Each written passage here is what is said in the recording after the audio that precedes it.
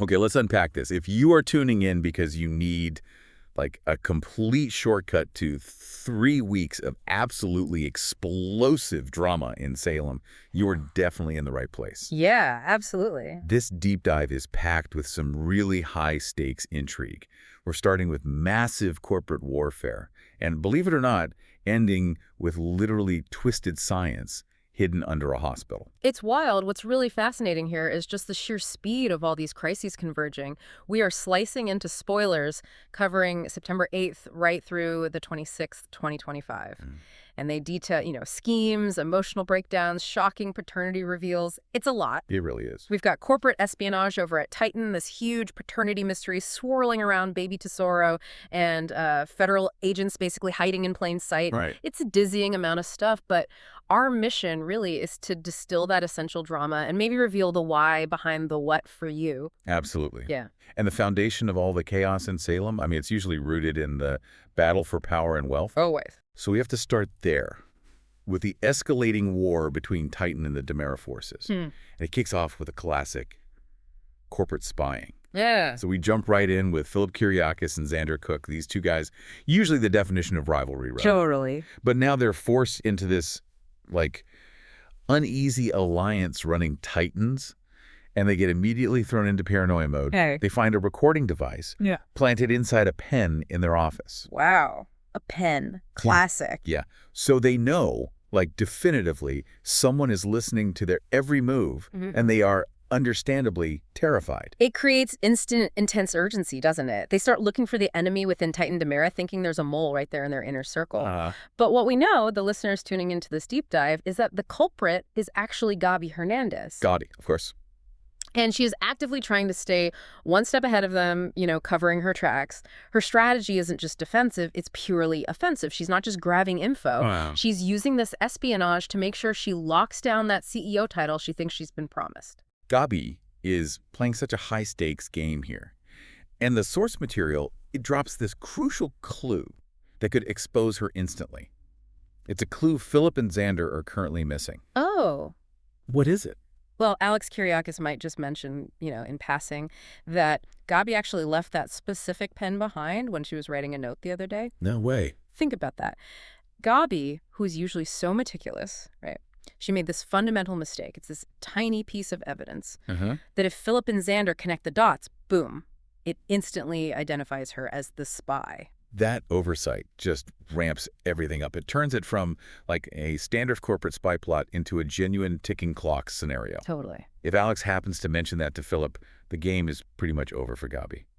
And speaking of Philip and Xander, their reaction to finding the bug, it's actually quite telling about maybe their maturity or perhaps just how serious the threat feels. Yeah, how so?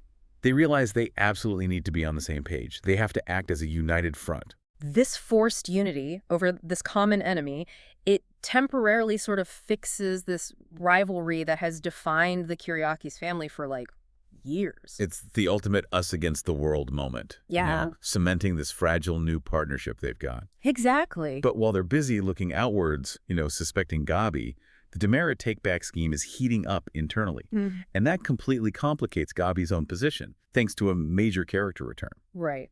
That's the introduction of Theo Carver. He returns to Salem on Tuesday, September 9th, and he's now played by this new actor, Tyler Andrews. Okay, new face for Theo. Yeah. And Theo, he's Abe Carver's son, a returning legacy character. His presence immediately throws a huge wrench into the Demera power succession plan. How so? Well, Tony Demera is described as being super excited to see his nephew, and he apparently doesn't waste any time at all. Okay. Tony immediately has a business proposition for Theo. Yeah. And given Tony's whole goal is reclaiming Demera Enterprises, this proposition strongly implies Tony wants to pull Theo into the scheme, maybe even positioning him to potentially run the company. Oh, wow. Okay, so this is where Gabi realizes her position is suddenly really precarious. Immediately. It creates instant conflict. Gabi actually has to remind Tony, hey, remember, you enlisted me to be the CEO once we wrestle back control of Demera. Awkward. Very. And the sources are pretty clear on Gabi's core vulnerability here. She is, quote, not a legit Demera. Oh, there it is. Exactly. Now that Theo, who is genuine family and who doesn't have any past criminal baggage in the company's, upper levels. Clean slate. Now that he's back, Tony might significantly prefer him running the company instead of Gabi. So Gabi's corporate spying at Titan isn't just about scoring a win against the enemy. It's also this desperate attempt to prove how indispensable she is to Tony before she gets totally sidelined by a returning relative. She's fighting on two fronts, spying on Titan and fighting for her credibility within her own Demera faction. It's intense. Definitely. And we should note, too, Theo's personal life isn't exactly quiet either. Abe and Polina Price are there offering their love and support, family reunion stuff.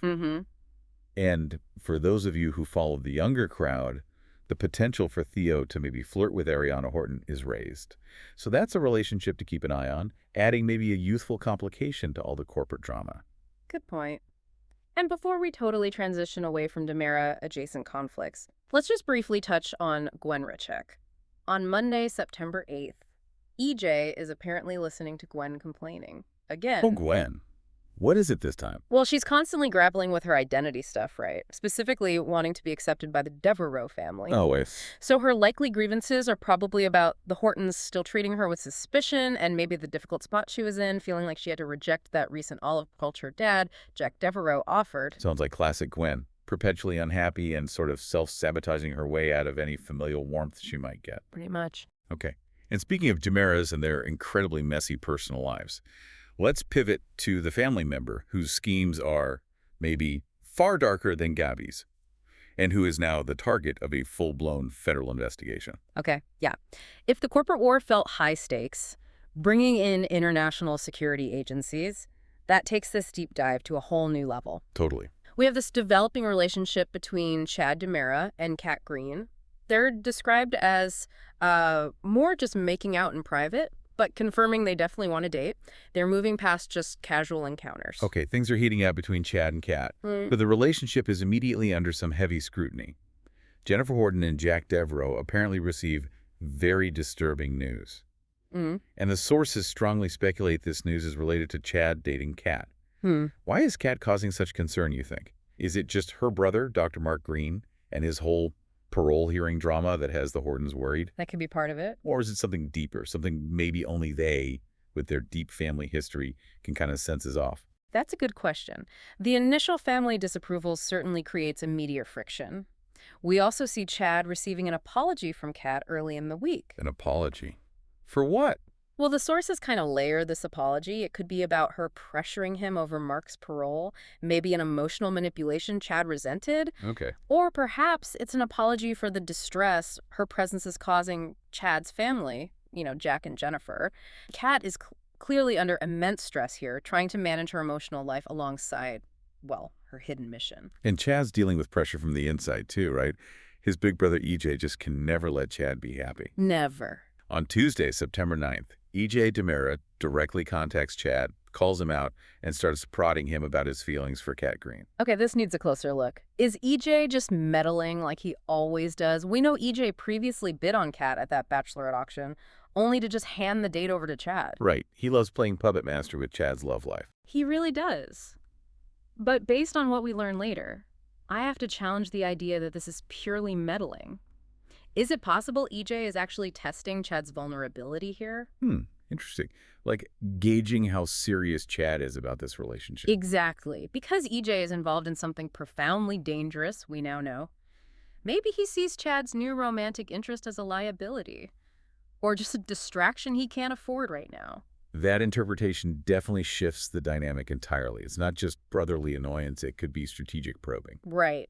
But the true game changer here, the thing that recontextualizes everything we see EJ doing, is the undercover twist. This is huge. Neither EJ nor Chad realize that Kat is actively investigating EJ. Wow. Okay, let's break that down. Kat isn't just some concerned citizen caught up in family drama. Not at all. She is an agent for the ISA. That's the International Security Agency. And she's collaborating with her FBI colleague, Rev Hernandez. Okay, stop right there. The ISA. Let's sit with the significance of that for a second. This isn't like local Salem PD business. No, wait. The ISA is Salem's equivalent of a major international security force. Yeah. They deal with black market operations, espionage, massive threats like, biological or military research stuff. Big league threats. Exactly. The fact that EJ is the target means his current activities have escalated far, far beyond simple corporate accounting fraud or something. Kat, the woman who is getting involved with Chad, is actively working against his brother, EJ. This is monumental. Yeah, absolutely monumental. It suggests EJ is tangled up in something, maybe international financial crimes, maybe the shadowy acquisition of dangerous technology, something significant enough to warrant this clandestine, high-level, undercover operation. And this immediately connects this section 2, right back to section 5, which deals with EJ's secret lab. It has to be connected. It almost certainly is. We have to consider EJ's history, right? He's a Dimera.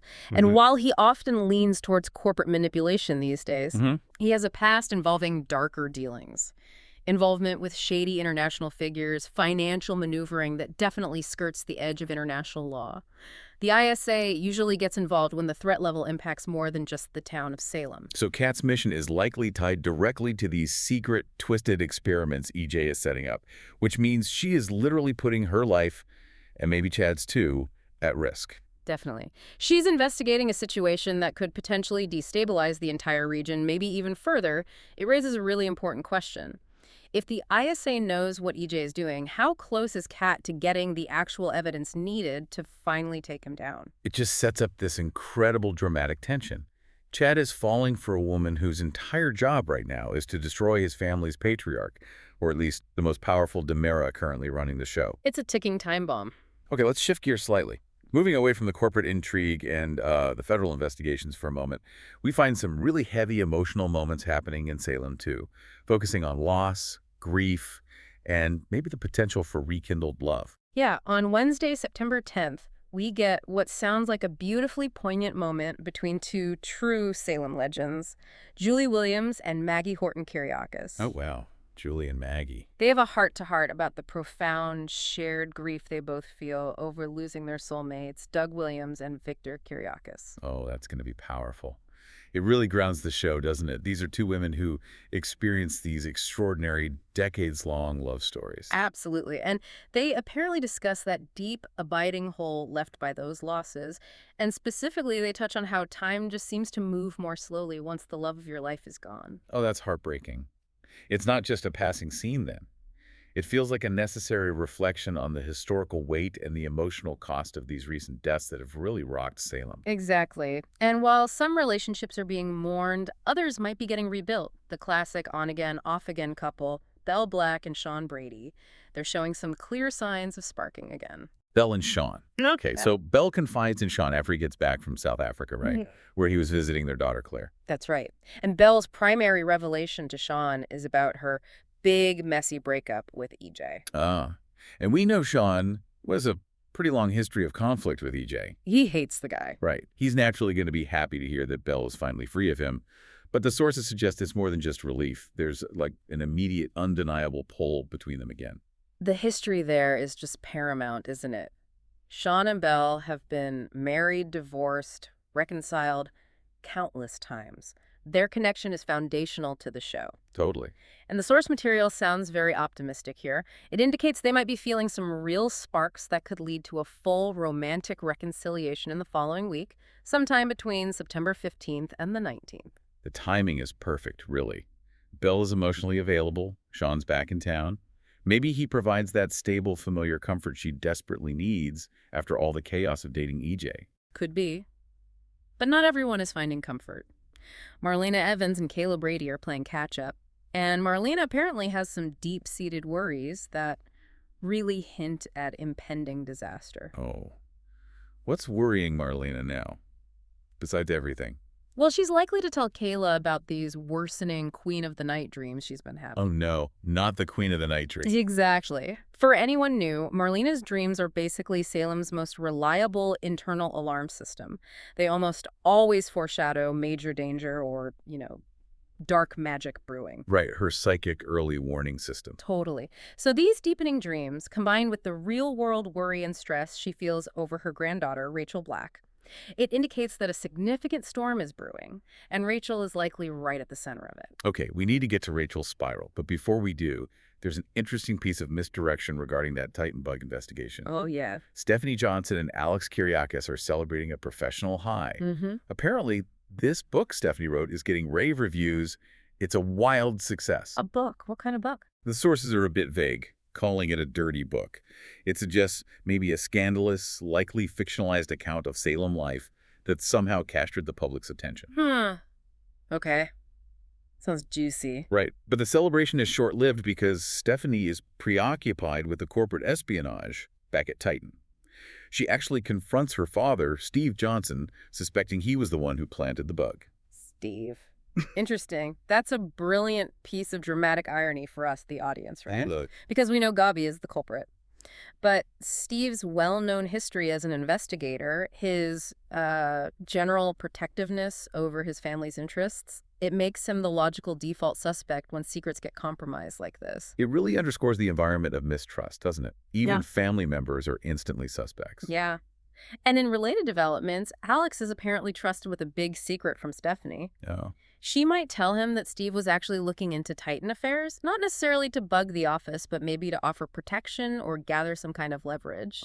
This detail just further confirms that the corporate paranoia is reaching this fever pitch, forcing siblings and allies to share secrets just to try and survive. Okay, this next section represents, I think, the massive emotional and legal showdown that's dominating the second half of this 3-week period we're looking at. Yeah. It focuses entirely on the paternity of baby Tesoro and the emotional implosion of Rachel Black. Yeah, let's start with Rachel. The situation is just tragic. On Thursday, September 11th, Rachel learns the harsh reality of her mother, Kristen Demara's fate.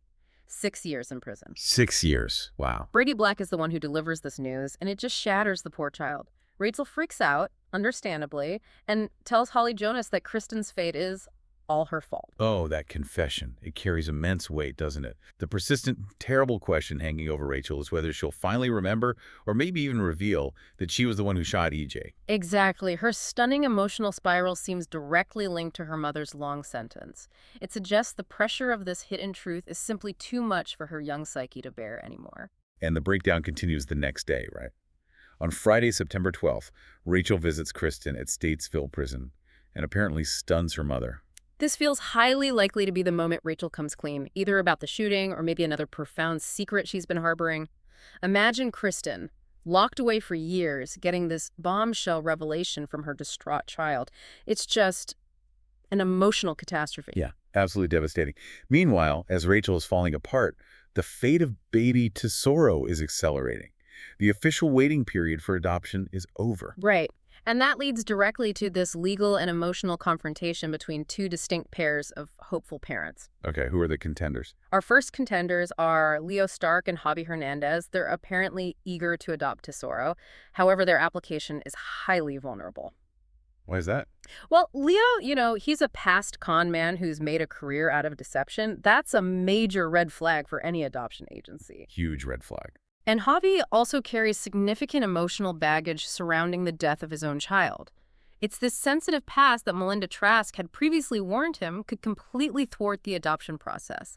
They're desperate, but legally, they're fragile. Okay, so Leo and Javi have some hurdles. Who are the second contenders? They present a much more stable, on paper at least, yet equally emotionally invested front, Chanel Dupree and Johnny Demara. Chanel and Johnny. Okay. Chanel desperately wants a baby. She tells Johnny she's fully ready to adopt, and crucially, she confirms the specific baby she wants is Tesoro. Wow. So we have a direct conflict. This sets the stage for a dramatic, probably expensive, and definitely emotional head-to-head adoption battle in court. Absolutely. And the timeline for solving the paternity mystery seems aligned perfectly with this adoption showdown. On Thursday, September 11th, the same day Rachel hears about Kristen's sentence, Brady gets a critical clue from Tate Black about Tesoro. This immediately prompts the critical investigative step. Raf Hernandez DNA tests baby Tesoro. Finally, the DNA test. Yes, and the sources indicate Rafe is highly focused on getting a match with Tate, who has long been the suspected biological father. Okay, so this single piece of evidence, the DNA result, is basically the trigger for the emotional nuclear blast that's coming the following week. It seems like it. In the week of September 15th through the 19th, Brady Black is forced to confront two crushing truths, almost simultaneously. First, he may soon find out that his daughter, Rachel, shot EJ, confirming she's burdened by this extreme guilt and dangerous instability. That's one massive blow. What's the second? And second, he faces the paternity shock that Tate's baby is Tesoro. meaning the child has been right under their noses this entire time. Oh my God. Think of the legal ramifications there if Tate is the biological father. Right. It severely complicates the adoption process for both Leo Harvey and Chanel Johnny. It potentially gives Brady, as Tate's family representative, a really strong legal standing. And this complicates Tate's already troubled history too, doesn't it? He's already been through so much legal drama.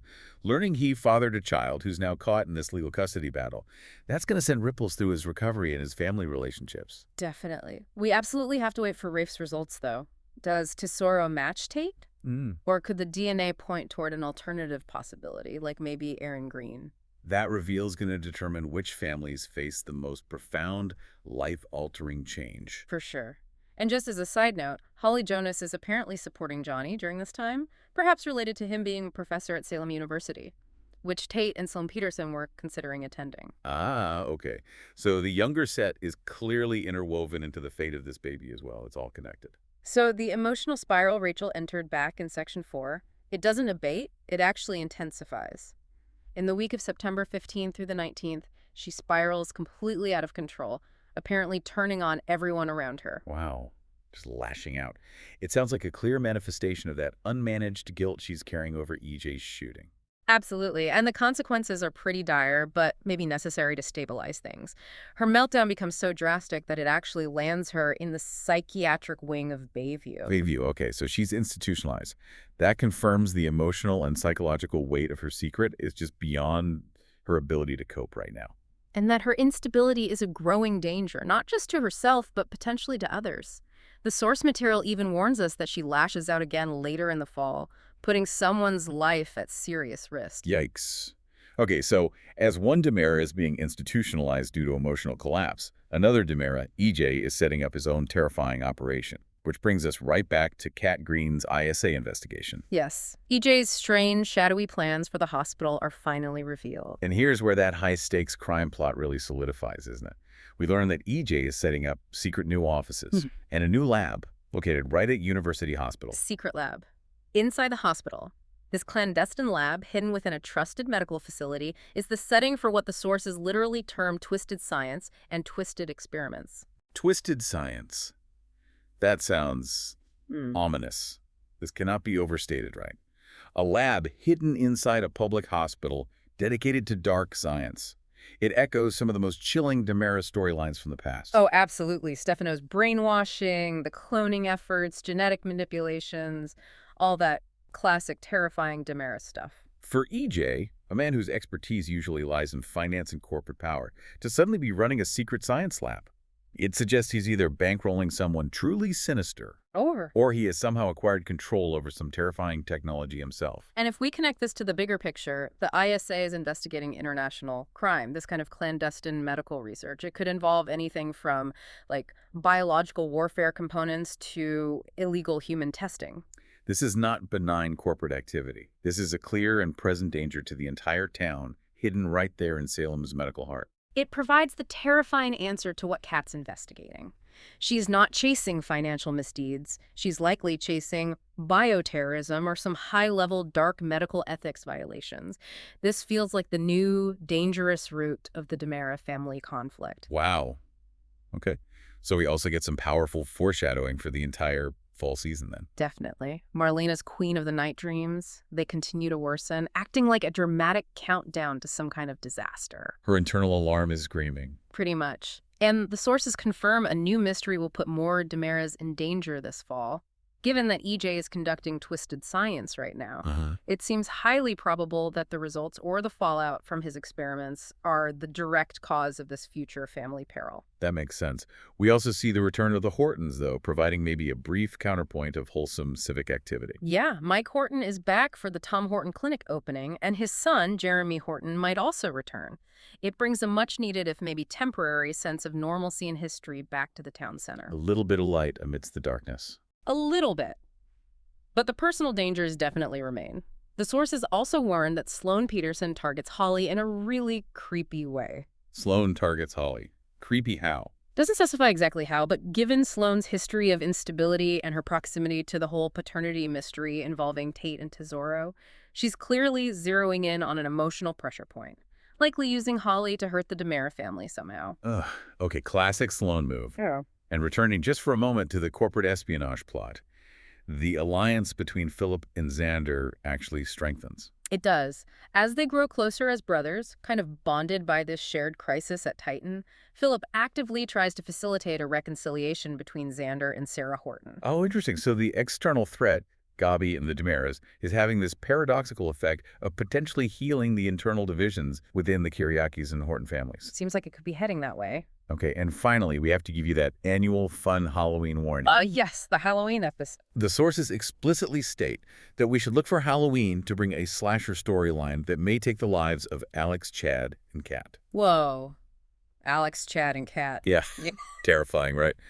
But the crucial contextual note here is that the October 31st episode is traditionally a standalone episode. It usually exists outside the regular ongoing plot continuity. Right. So while we might see some dramatic, maybe temporary and gruesome deaths, we shouldn't necessarily assume this is the permanent end for Alex, Chad, or our ISA agent, Kat. It's usually just a fun, traditional dose of seasonal horror that kind of resets the next day. Good to know.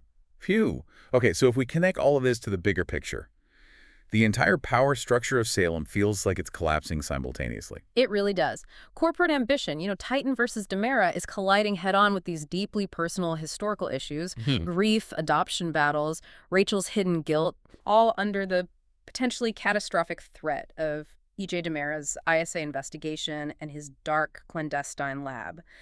The core conflicts, who runs DiMera, who gets Tesoro, and what on earth EJ is hiding, they're all set to just explode when those DNA results come in and Rachel's truth is finally revealed.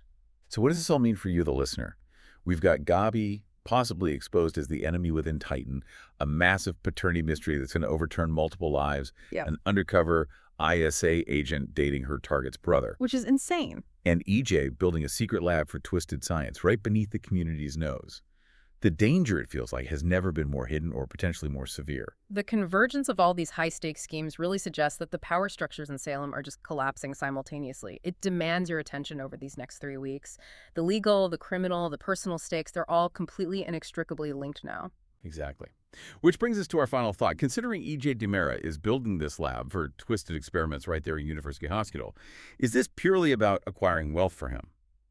Or is the escalating DiMera danger this fall somehow tied directly to the dark, dangerous biological or technological research happening right in Salem's medical heart? It forces us to ask, what kind of nightmare is EJ hoping to unleash?